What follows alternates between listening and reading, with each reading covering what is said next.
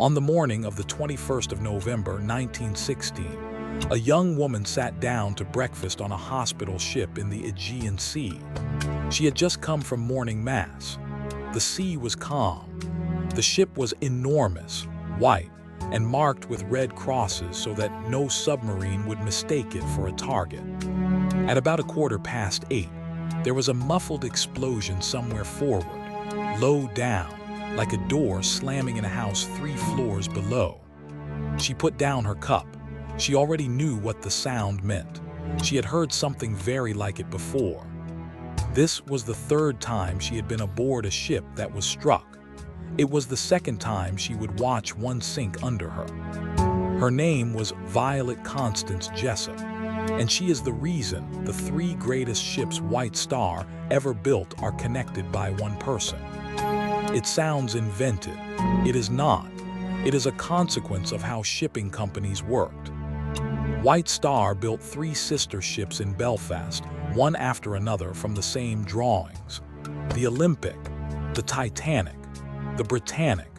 Crew moved between them as ships came in and out of service because the ships were nearly identical and the crew were interchangeable.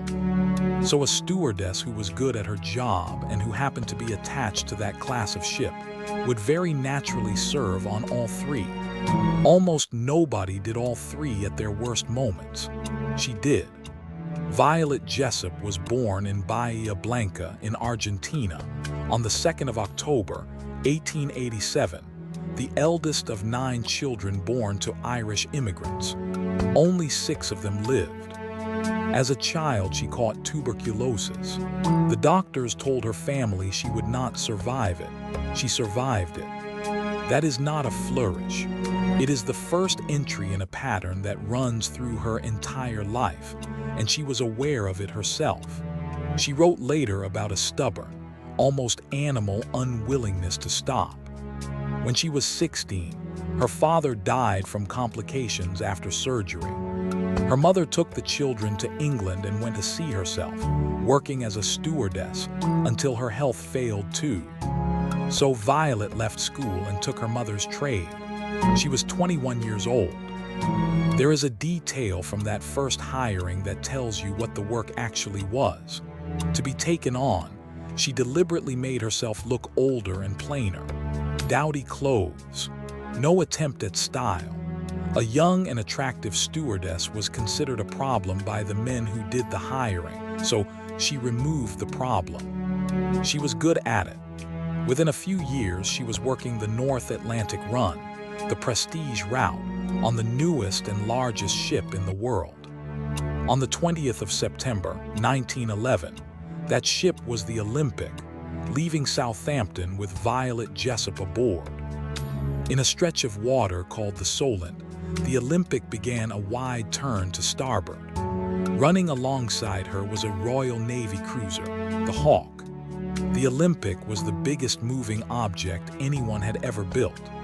Nobody entirely understood yet what that much displacement does to the water around it, or to a smaller ship traveling close by. The Hawk's bow swung in and struck the liner near the stern, tearing 2 large holes in her side, one above the waterline and one below it, flooding 2 compartments and twisting a propeller shaft. Nobody was killed. The Olympic returned to port under her own power. Passengers had their tea. The consequences arrived later and elsewhere. The Navy inquiry blamed the liner. White Star paid, and the Olympic went back to Belfast for repairs, which pulled men and materials off the ship in the next berth. That ship was the Titanic, and her maiden voyage was pushed back to April. Violet Jessop joined that maiden voyage. She boarded on the 10th of April, 1912. She was 24.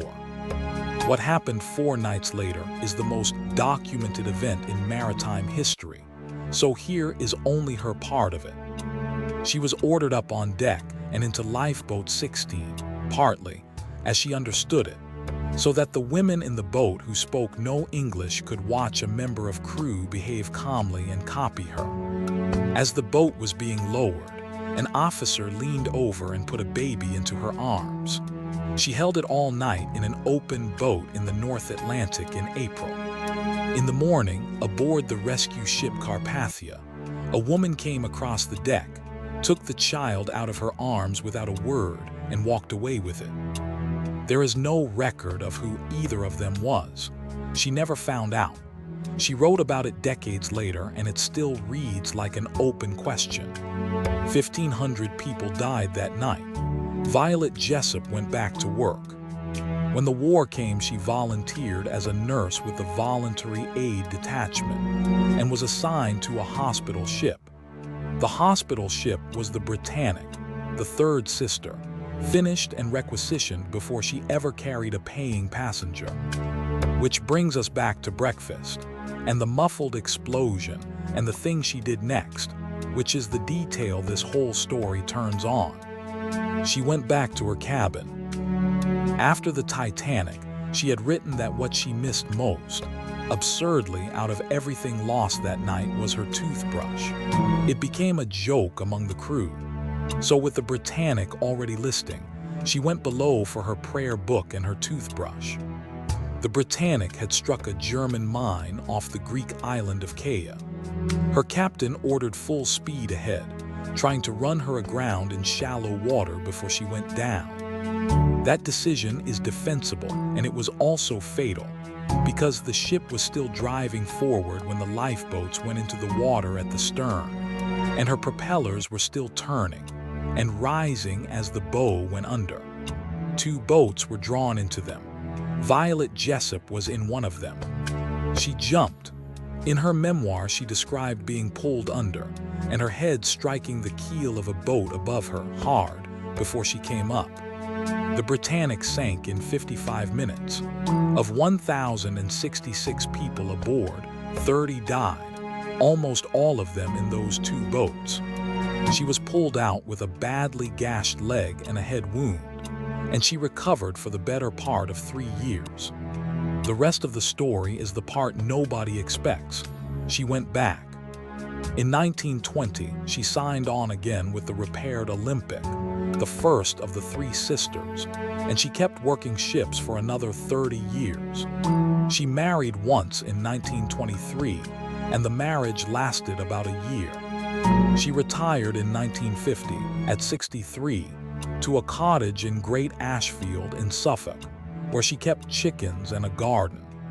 She wrote her memoirs, which sat unpublished for a very long time, and were eventually edited and released by a maritime historian named John Maxstone Graham.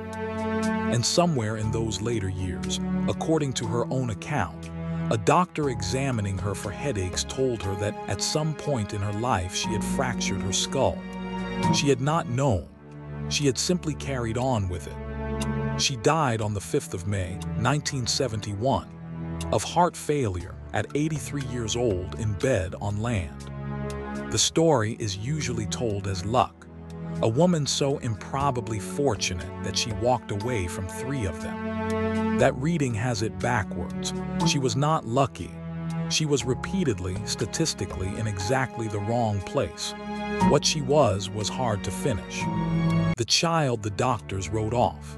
The stewardess who dressed plain to get hired. The woman who went back down a listing corridor for a toothbrush and then swam out from under a moving propeller with a fractured skull she would not learn about for years. Survival is not usually a moment. It is mostly a habit. This has been undertold. A true story every day. Subscribe, there is always another file.